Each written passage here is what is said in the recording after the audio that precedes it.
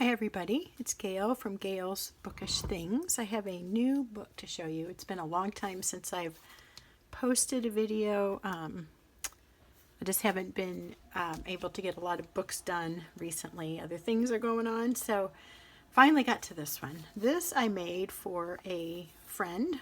It's for her birthday. Her birthday's this week. We're having lunch on Thursday. I finally got the book done. I was wondering if it was going to happen, but it did. So I'd like to take you on a little brief tour of this simple junk journal. I think it's, I guess they call it like a naked journal in that there's not a lot of embellishments on the pages. It's pretty bare bones, and I'll explain why as I go along. But first of all, I'd like to show you the cover. It's a hardback cover. I picked up the book at our local library where there's always a rack of books for sale at a really cheap price. I think maybe I paid $2 for this. It was in great condition. It's blue. My friend likes blue. I did a sew-in signature where the strings are showing, but I somewhat covered that with lace. I would not have probably done that, except when I was poking the holes, I was a little bit off center. And rather than giving her something that looked kind of lopsided, I just kind of disguised it with the lace, which I just glued on with, I'm trying to find it. I was going to show you. Well, anyway, with that, oh, here it is. Just glued it on with this Tombow Mono Aqua Liquid Glue, which I love if you're not familiar with it. It's got the fine tip and a broad tip. It's a clear glue, at least this kind is. It goes on really easily, precisely with that fine tip. Works great, and it dries really quickly. So it's awesome, which I said, you already know that. So anyway, here's the lace. Just happened to fit pretty well, stretched over both sides. That's kind of a peachy color if it doesn't show clear. So, let me show you here too. There are 3 signatures in the book. The signatures are slightly smaller than the cover. Normally I like maybe a little more exact fit, but I wanted to use the blue, and I just didn't want to have to create my own book cover, and this is what I had. I had a small amount of time to get this done, so I used what I had. I had bought this a while back. Anyway, and the paper just fits. You fold it and it fits well. So inside the book, after I gutted the book, I glued on this really cute bicycle scrapbook paper.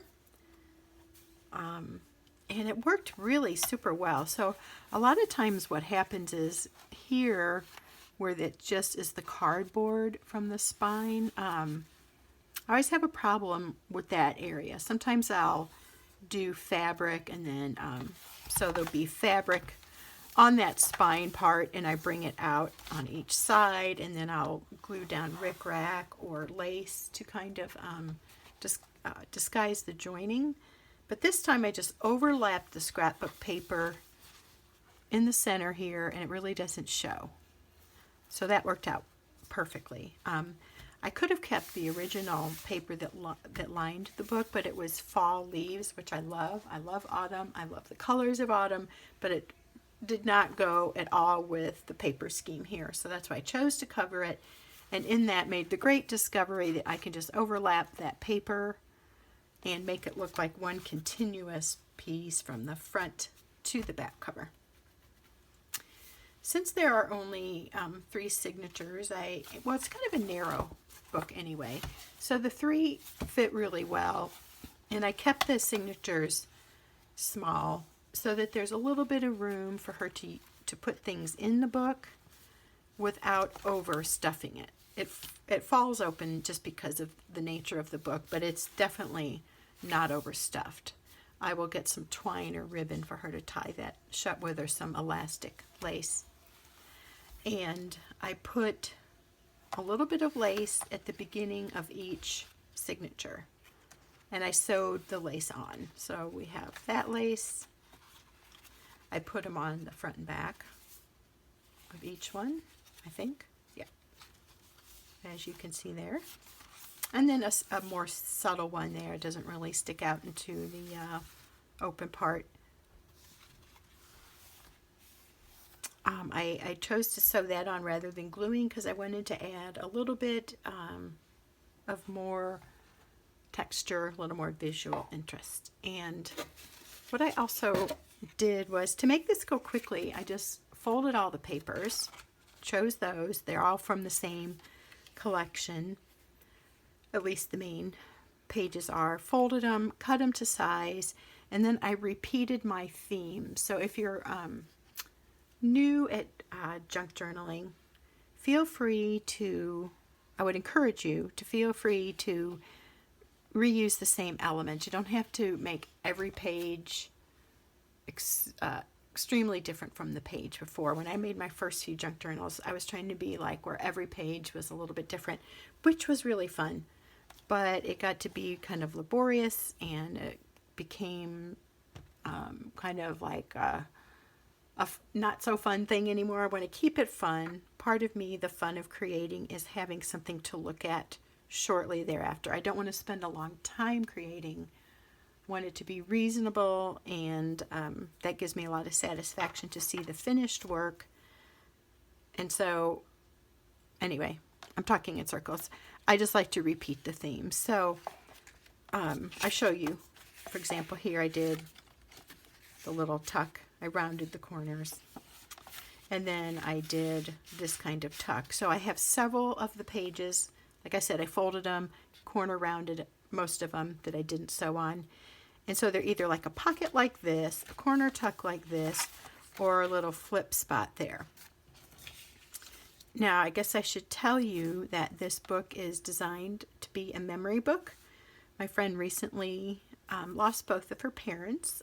They had died in their 80s, but sadly within like a week to 10 days of each other. So I thought that this would be nice for her to record memories, and that's why I left the pages more or less simple.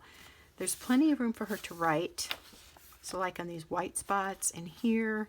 And then I thought the solid spot she could put any kind of memory item related to them, photographs, or maybe a letter or card that they had received, her and her husband, from her parents, or maybe a card even that somebody sent from their memorial service. So a lot of just more open space. So I will quickly show you what I did also on the pages. So these little strips are scrapbooks. So when I was cutting this down to size, folding them, cutting them, there was just that little strip.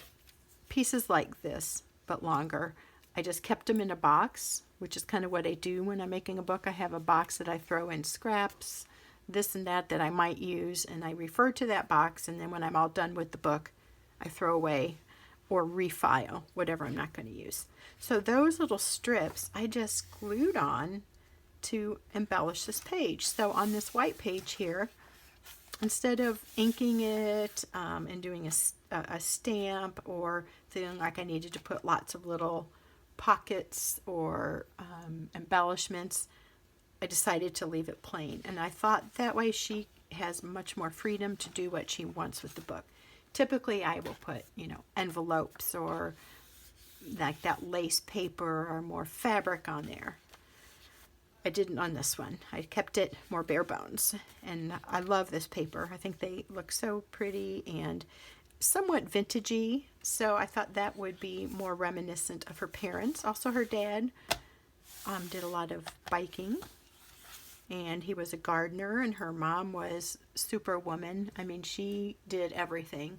She would come to my friend's house when she was going to have a baby, and while she was there, she would just reupholster the couches or take down the chandeliers and clean them or clean the entire house. She was an amazing lady, really sweet. So anyway, I tried to pick out, as well as this coming in a set, it worked well to choose this set because of some of the themes that were so much like her parents. So the gardening, they lived in the country. Her mom played, I want to say she did piano for their church. She grew things. They had a cow, I think, for a while. So some of these little flip ones I did sideways. So that's probably a little bit more easy to write on than the upward flip ones, but I kind of like mixing it up a little bit just for the visual interest. And if I'm right about them having a cow, which I'm pretty sure they did because I think they milked it for a while, here's some cow paper. And if they didn't have a cow, they can wonder why I put cow paper there and get a laugh. Here's gardening paper. So you can see the repeated elements. I'm going to snip this thread here. I left some of the strands on there. I cut them way off. They were quite long because that's just how I sew. I pull it out, I cut it, and then the strings are hanging out all over, which I think is fun. I'm not sure my friend will like that, so I left a little bit of length and thought if she doesn't like that more scrapbooky look, she can go back and trim them. And then there's this one. And I see there, I forgot to corner round that. So I will grab my corner rounder. Let's see if it'll fit. I'll show you how I do that. This is a Fisker one. Works really good. So there you go. So it just gives it a little finished look, I think. I kind of like the rounded. Looks a little more like, well, professional or finished, but square pages are fine too. I just enjoy that touch. Her mom was, like I said, I think a seamstress. She sewed my friend's wedding dress as well as all of the bridesmaids' dresses. Like I said, superwoman. So here's this vintagey looking scrapbook paper, which is actually from a Tim Holtz collection. It wasn't with this other, but I thought it worked well together. And I like the mix of the softer, more muted colors with a little more brightness, but I think it all works together because it's kind of gardeny, flowery, nothing really bright, but just pretty colors together. So bear with me, I'm going to do another corner. Good thing I'm going through this before I give it to her, although I don't think she would care too much. Anyway, you get the idea. I used the waxed linen thread to tie in the signatures, and this book is probably the easiest one I have done yet.